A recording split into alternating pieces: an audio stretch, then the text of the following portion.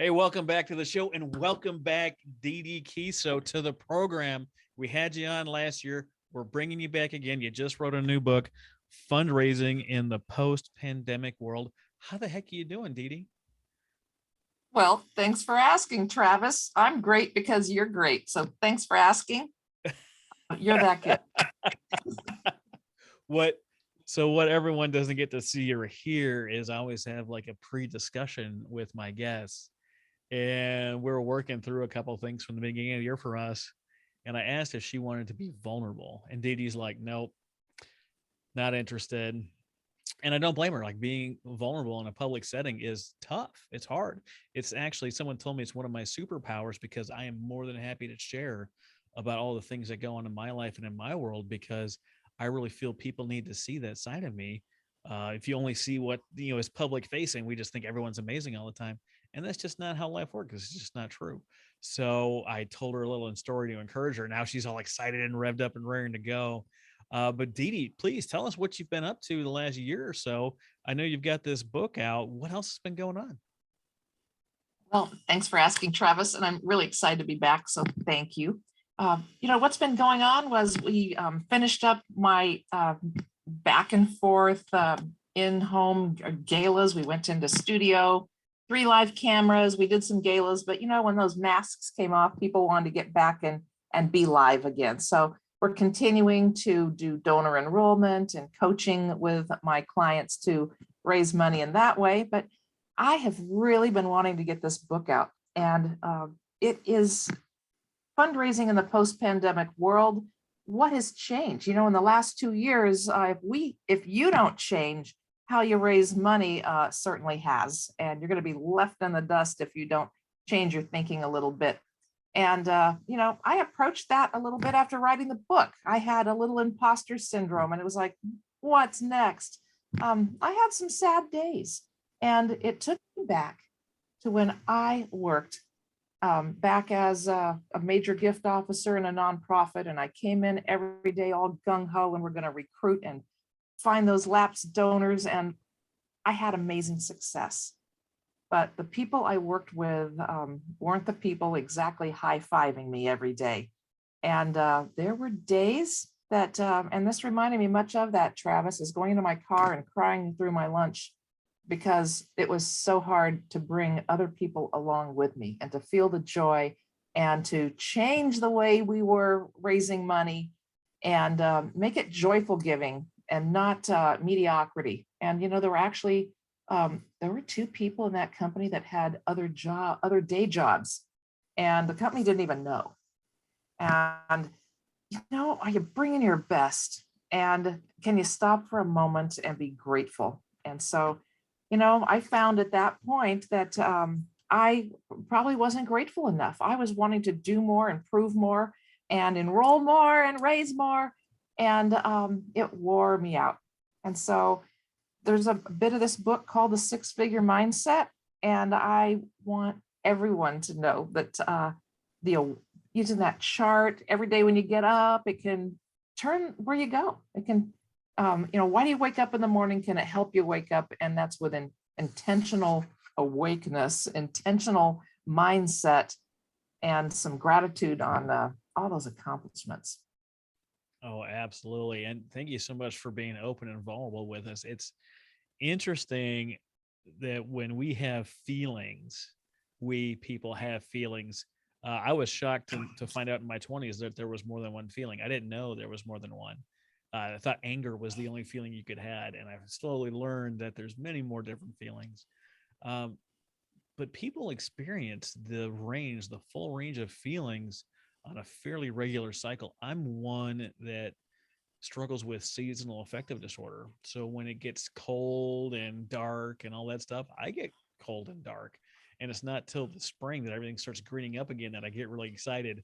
And then I overload my schedule that I realize I can't do all this stuff and I have to say no to a bunch of stuff, which I just did this week. But that cycle affects everybody. And when we do things and we go through life, and especially being in America, it's more, bigger, better, faster, more money, more donors. How can we help? How can we build the biggest nonprofit ever of all time? We forget that the things that we do day to day can have a big impact regardless of the size of them. Oh, my gala didn't raise as much as last year. Yeah, but you were able to serve more people. You had a larger impact. You changed the life for this person, for this person, for this person. This person now is forever changed because of the impact that you had on your life. And what we tend not to do, especially in America, is we tend not to celebrate all the little things that we've done along the way because we're looking to the future for the next mountain to climb, or it wasn't the same or as big as or as cool as what you did last year or what you saw on TikTok or whatever the thing was. So we don't celebrate, we stay overly busy. And then we also compare what we just did to how everyone else did. Like there's some magical scorecard out there, and that can keep us and prevent us from doing the things that we need to do, living that gratitude filled life and just being.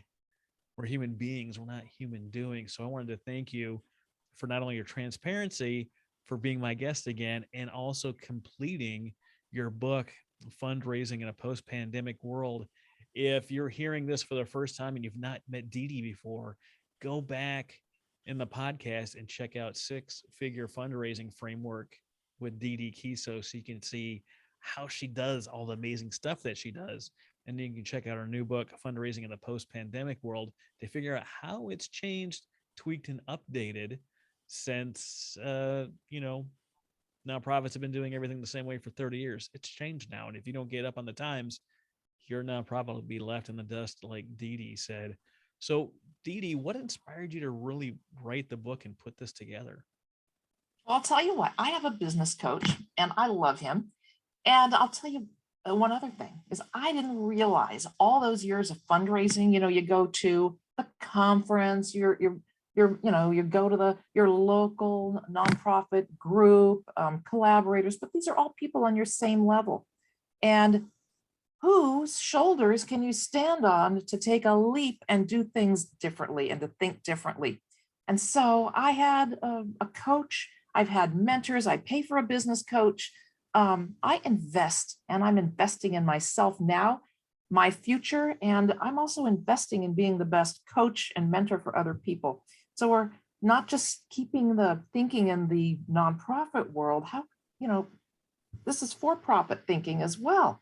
Your iron sharpens iron. And when you can align yourself with somebody who thinks differently and they can elevate you. And in the book, I talk about several different for-profit entities that inspired us to be able to leap forward and jump, raise more money without the same old processes. And I have a chart in there called From Chicken Little to Paul Revere. And this is just purely mindset, right?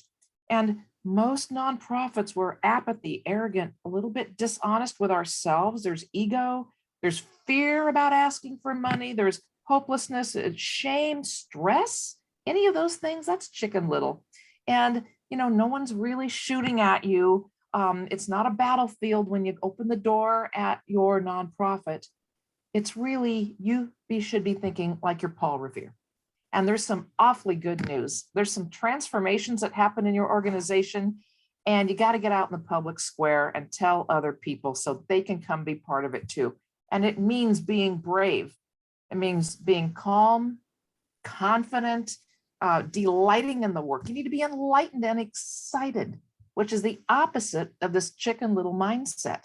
And I know because I have worked with hundreds of organizations, and the first thing we need to do is like, Chicken Little has left the building, and I want you to like put on some armor. And how can you not talk about your nonprofit like you're Paul Revere and you have good news to share?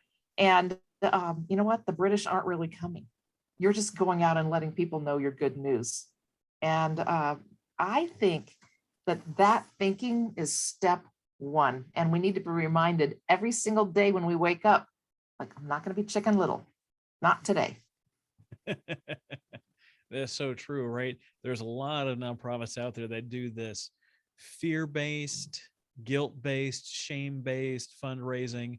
There's always some kind of emergency, like, oh, we've got to get the funding for the new thing by the end of the quarter, or else the sky will fall on us.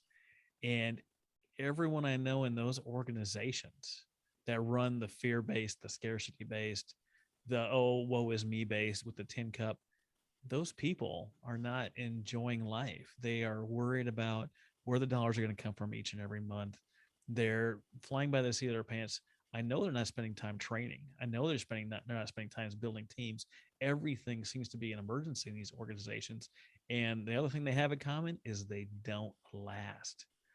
They might have a good year and a half, 2 year push. They might even stretch it to 5 years, but you don't see those organizations hit the 10-year, 15-year, 20-year mark. You don't see them hit the $1 million mark. They never do because people don't like those feelings. They don't like being talked to that way. They don't like the framework of the guilt and shame. You might get their dollars today, but you might not get their dollars next year. And that brings us to the lifetime value of a donor, because you don't care about their money just today. Yes, it's nice to get today, but I want to know, is that money going to be there next month, next quarter, next year?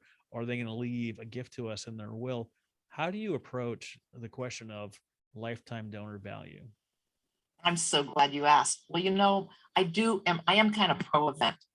And I like events. I don't like galas that cost thousands of dollars. I don't even like the word gala because it means party. But how about a donor enrollment event? We're going to bring people in to three things: educate them on the transformation that you provide. They won't want to know all the hows that you do everything, but who is being transformed? Are their lives changing? And are these lives going to create a ripple effect for future generations? So that's your story, right? We're not storytellers. I see a lot of storytelling and it's A to Z and we're all done, but no, it's enrollment, right? So we want to enroll people in this transformation. And the one thing about having an enrollment event, it's permission to have sponsors, underwriters, your friends all come, friends tell friends, and all together now, we're going to invite you to give a joyful gift. And the lifetime donor value, I have a chart in my book that talks about the frequency of the gift, the level of the gift, and the duration of the gift. And so it's a Venn diagram. So just imagine frequency, you don't want it just once a year. That means you've only contacted them when you're having an event. Oh, I better call, thank them for coming last year and invite them to next year's event. I heard this twice this year already. And I said, oh heavens, I hope that's not really the case. Then the level, right? You want to be able to give people, that first gift is a test gift. I remember we talked about in our last podcast about the buffet, the all you can eat buffet, but that first gift very well could just be a test gift. And if you have a frequency of gratitude, you're going to have a frequency of gifts and opportunities for them to give a greater level. And you know what? There is no duration without a donor gratitude program. And that doesn't mean press the button, this email, press the button, that email, pick up the phone. It's like, we're so grateful. What inspired you to give such a generous gift? Or we notice you've been giving several years. Is there something in particular we do that you can align with? And how can we make sure we're keeping you informed there? I used to have a gentleman, I got to know this lapsed donor very well, and he had given tens and tens of thousands of dollars to the organization. He was lapsed and he used to give, he doesn't give anymore. I just picked up the phone and I said, you know what, we're having an event and, I'd like to buy your ticket. I want you to come and see exactly what it is we're doing. He loved it. Every single time I saw this guy, he handed me a check. And it was always the same amount of money. I never even had to ask. And so once, we went to a luncheon together, he invited me and he told me the story on why it meant so much for him to be able to give to our organization. And he was giving to mothers and children that he was a child in that situation once, and he wanted to make sure that didn't happen again. So come year end, I would just call and I'd read a laundry list of ways that, are any of these hot button for you? This is what we're looking for. If not you, do you know anybody else? And I remember one of the last things he did was 75 new mattresses delivered the next day to the shelter, toys for every child, and a Christmas gift for every mother. And he had his own daughter and her friends wrap those gifts so he could teach them. So you see, this was a lapsed call, just a phone call. And we were able to bring them back in frequency levels I had never imagined. And that duration is continuing. And you can go back and look at all those gifts for a lifetime donor value. And, I still run into him across town, and, a splendid human being, not a splendid ATM machine, right? Hmm. Yeah, it sounded like he laughed because he was missing one of these three ingredients. He didn't feel heard, understood, or acknowledged. And when he finally did feel heard, understood, and acknowledged, he reignited his passion for why he started giving in the first place. Yep. Oh, I gotta love it. I gotta love it. When I talk to people in the fundraising world, um, I don't think anyone is quite as joyful as you are when it comes to putting on events, raising money, and you talked about joyful giving. What is it about what you do that has you at this elevated mood, this joy that no one else seems to have? Thanks, Travis, for asking this question. It's a good one. And I want to speak to everybody in the nonprofit world because I know there are those dark cloud days, and it's because you're doing it wrong. And I used to do it that way too. But when I found what joyful giving really was, and that is just inviting my donors to hear not a boring story and not a long speech, but hear about the work we do to transform humanity. And in my book, there's quite a few examples on how to change what it is, the words you use to talk about what you do. And when you start loving the transformation that you provide for individuals, you can joyfully welcome people to make a gift. You're not chasing them for the money, but even in a crowd, if I'm asking my own crowd, you know, let's talk about the transformation that we've all seen for David. I want to invite you all for the future Davids and all the other individuals in our organization that we serve. I'd like to invite you to make a joyful gift at the $5,000 level. And, you can raise your hand or, write a check. And, if $2,500 is a level that would bring you joy for the partnership and with us to do what we do, you see, we're not telling them we want your money. We're inviting them to use their love and joy and create a gift that brings them joy to give. And, I say it like this: it's a disservice not to allow interested donors to make a gift that can bring them joy and you prosperity. What a disservice that you would run around and not invite them to hear about you, Paul Revere, and make a joyful gift. And so Oh, I without a know doubt. people will say no, and it's okay. It doesn't make me unjoyful when they say no. I'm like, oh, thank you for listening. And I just hope you find a perfect match, an organization that can touch your heart. And, thanks for listening. Right? Hmm. Right. Because they didn't give a gift.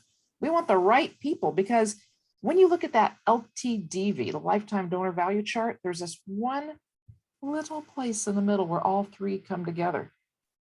And frequency, level, and duration will come together for your ideal donor. And this is someone who's all three for a really long time. Oh, absolutely. When you get the right people to join in with the thing that you're doing, whatever your thing is, right? Everyone's got their own different thing. This isn't a competition between which person's thing is better or worse or needs more. That's not what it's about. When you get the right people involved, because there is a group of people that care about you, your cause, what you're trying to do, and how you're trying to do, there is a group of people for everybody. But when you get those right people on board, everything becomes easier. Everything becomes more joyful and everything becomes more abundant. There's a book called U Squared. It's like YOU to the power two, U Squared. I think it's by Price Pritchard. There's a story in the book that I feel applies to a lot of nonprofits. It opens the book with, have you ever seen a fly beating his head against the glass window trying to get out? And I think we all have seen that situation, right?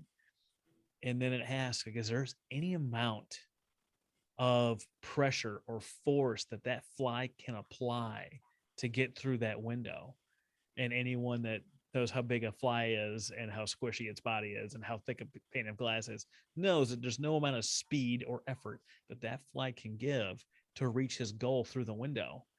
But if he would just turn his attention to the right direction, this might be in the right donor, the right group of people, he would notice that the door is wide open 3 feet from him and can fly effortlessly to his goal through the open door. So I got to ask, how many people do you see in the nonprofit industry that are just banging their head on that glass, wondering why they can't get where they're going? Travis, I hate to speculate, but you did ask. I honestly, I think 80%.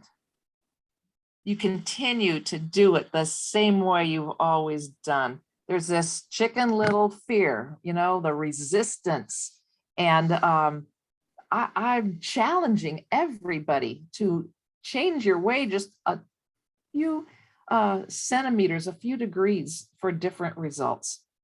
And, I love having a mentor and I love a business coach. And it's someone, just even an advisor, right? Find an advisor for your organization, someone who has the results that you only dream of, and say, here are the 3 things we're thinking of. And often the things you're thinking of is something you saw somebody else do, and that may not be the right thing for you. Mm-hmm. So you can make it organic. What are the results you want?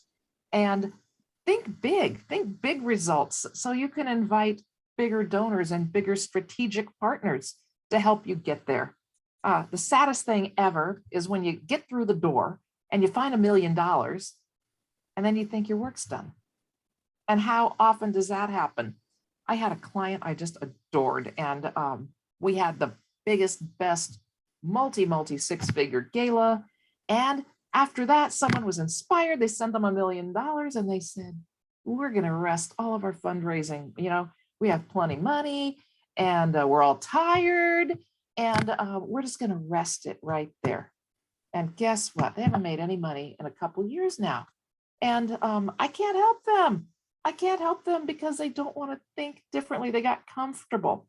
And, there's a story in the book too. I worked at an organization where when the big check would come in at the end of the year, they'd ring the bell. We made budget. Oh my gosh, that's great. Let's keep going. No, we made budget. Thank gosh, we made budget. I saw this happen for 2 years.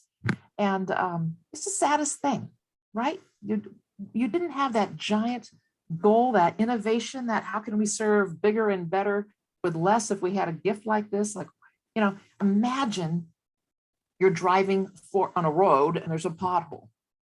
And your organization, like, oh, we got to fill the potholes so we can keep driving forward. And if that's the only goals you have for your organization, is just keep those potholes filled so we can keep serving, that's not so cool. But if you can create an on-ramp, and there's an on-ramp that you can drive up to and land in a different place and serve from there, I think that might be better. It's so amazing what happens when you can shift your thinking in the framework of what you've been doing just a little bit to get something new. A lot of organizations I saw during the pandemic had the biggest, best, most wonderful fundraising years that they ever had. And there's ones that didn't, and they closed up shop. And the biggest difference between the two was the ones that had all the success kept asking, right? When times are tough, not everyone will be able to give, but the people that really understand and have the capacity to do so are going to give, and they're going to give big. But not if you stop asking. Don't project your fears, your insecurities, what's going on in your own personal household budget. God forbid, I know tons of people had a really hard time through the pandemic, but the ones that kept asking, that shifted, I know that word pivot's been out there, pivot, right? That word's out there. But the ones that did, that took the opportunity as to try something new and different, and maybe finally raise their technology in their fundraising in their day-to-day life. Good Lord, some of you nonprofits, you know who I'm talking about.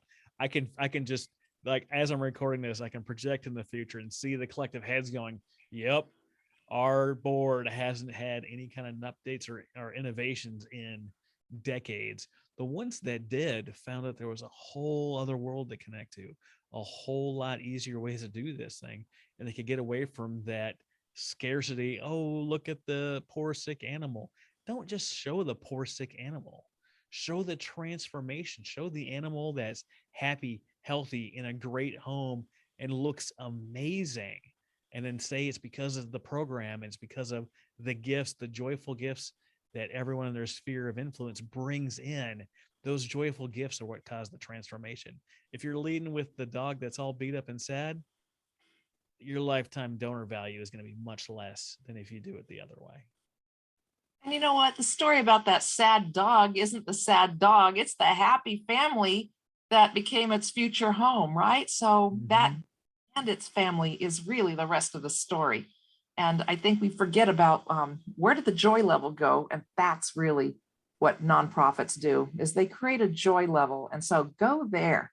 Even these testimonial stories, like they're really helping me get out of being homeless or helping me with my drug problem. Well, you haven't solved the problem just yet. You have someone still in the process, but your best testimonials come from somebody who says, that was me, they helped me, and today I'm in this different place. I'm not still being helped.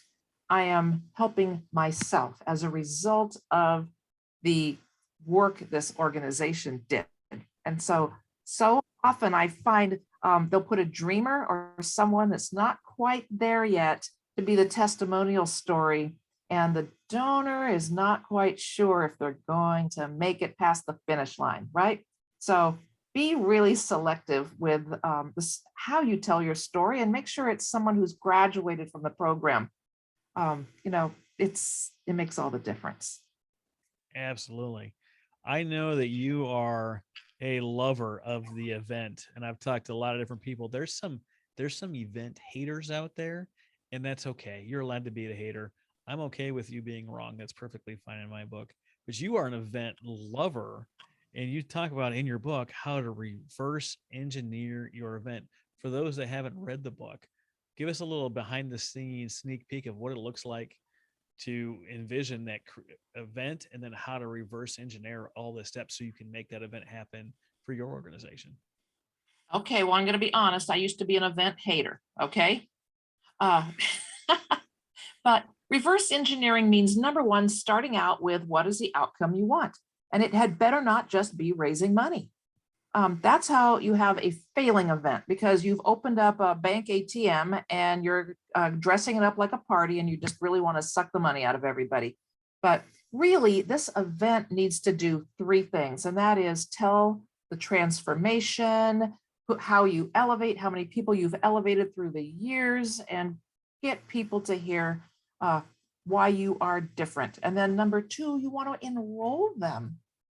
It's like enrollment, right? So they're becoming people that you can reach out to in the future, and they're going to become believers in your cause. So post-event, you want people, you want humans, you want them to get into the frequency, duration, and level past the event. And of course, you want the event to raise money. And I think a reason a lot of people hate events is that they aren't footsie enough. They haven't reversed engineered now the return on investment portion. And I'll tell you now, so the end of last year, several of the events I did doubled in money. Like it was a $250,000 event. It became a $500,000 event. And people just wrote the fattest checks in the world. And even post-event, they came back. And the reason that event should be thought of like think of it as you're going to the homecoming, right? It's a high school homecoming. Well, you better tell them it's the homecoming dance and not the homecoming game, right? Mm-hmm. So gala party, use your pre-event marketing to set expectations. And remember, if you're going to a dance, people are going to ask you to dance. So let them know it's a fundraiser. You will be asked to make a joyful gift of some kind. And we know we have numerous people coming. So make sure you have a diversification in the way that they can give and the way they want to give. Also, you don't want so much electronics and technology that you make the donor have to jump through burning hoops to give their gift. A lot of people who give money don't want to give money on their phone in a live event. They don't want to hand up a hold up a paddle that has a QR code that someone's going to come around and like swipe a card or get their QR code. That's not joyful. You want to be able to say, thank you so much, Travis, for your gift of $5,000 and have everyone applaud. Travis, keep your arm up. In about 10 minutes, somebody will come by and swipe your credit card. So be careful on the technology you're using. You're wearing out your donors. You're not making it philanthropic. And then here's what's the number one thing that's happening now is my clients are finding alternative places to have their donor enrollment event. And I'm talking, if they're a camp, they're doing it at camp. And we're not having like ball gowns and tuxedos. We're bringing people to the camp to see what's happening. Like what handicapped children are able to do. They're able to see the pool. They're able to see how they're going to learn to do archery. And we're going to have an exhibit in one of my clients. Another one is doing the event in the garden of her own facility. We're saving thousands of dollars. We're just getting some good speakers in so everyone can hear. And we're bringing them to the soil where the transformation happens. And so I think this is a wonderful way to move forward. You're really going to tell your story. People are going to see where some of those shortcomings are, where they could invest, right? Let them leave thinking, gosh, they could really use another lift over at the swimming pool. And maybe we could put our name on it. Let's write that check later on. But let them see where they can invest and serve people and bring elevated work to the organizations that they are attending. How can we let them help us elevate? You see, I love that you say bring them to the place. So many times I see nonprofit websites that you have to like be some kind of detective to figure out what on earth it is that they even do. They're not showing their programs. They're not walking people through the transformations. They're not showcasing their wins. Some organizations deal with things. I talk to a lot of veterans groups that talk about healing and transformation and PTSD and all these different things. And it's hard to get some people in that situation to say yes. But what you can say is you can do a quick Facebook Live and be like, I am so excited because of our family, our donors like you. We were able to onboard this 32-year-old Army veteran and connect him to the services he needs to get healing. Thank you, everyone. How long did that take? 20 seconds? I didn't violate privilege. I didn't tell you who he was. He didn't have to come share his story, but I showed the people what it is that we're doing with the funds that we're giving. And I don't know what it is about nonprofit organizations. They don't have someone dedicated to doing what I just said is so easy to do. You're absolutely right. It's so easy to do. And can you imagine when you have 90 to 200 people come through at the same time? So now that development director doesn't have to schedule 50 private tours and they have to meet them for coffee a few more times because you can't ask for money just yet. This is a massive one-to-many asking for money opportunity. And it's all joyful. And the best part is you have high-level givers that are going to come and bring their like-minded people. And sometimes I have like our biggest donor talk about why he loves to give. So we're going to enroll everybody like this. And it's about 30 minutes of asking and having maybe a couple live auction items. But this is not all night money grab. And it's about joyful giving, joyful transformations, and welcoming everybody all at once. Now, post-event, your work is doing what you should absolutely love to do. And that is thanking these people and keeping them in, keeping in touch with them all year about, your gift made this happen, right? We're so happy that, Billy got his therapy dog and look how he's doing now, right? So, and you give the donors the credit for all of that. You so just brought up a great point of something I remember from the 90s watching TV. If you would give the price of a cup of coffee a day, it'll go to some child in Africa, but then they would send you letters from the kid thanking the donor about what they did. They were closing that loop. I don't know if I agree with how I did all the stuff, but they closed the loop on what the impact the person was making. And so often, so many nonprofits forget to do that. I remember interviewing Brady Josephson from Next After, and he said that less than 15% of all nonprofits thank donors for every transaction. Less than 15%. You want a way I to think stand it's out as a nonprofit? Thank your donors for their stinking money and show them the good that it's done. one of the best exercises that I love to have clients do is after their donor enrollment event, we split up the list of everybody that came, and it might even be 8 to 10 per board member.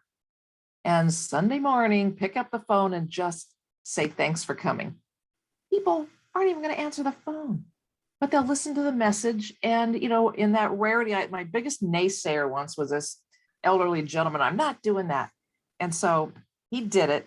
And we met up because I said, we're going to have a post event. I want to hear how it all went. He Yeah. goes, Yeah.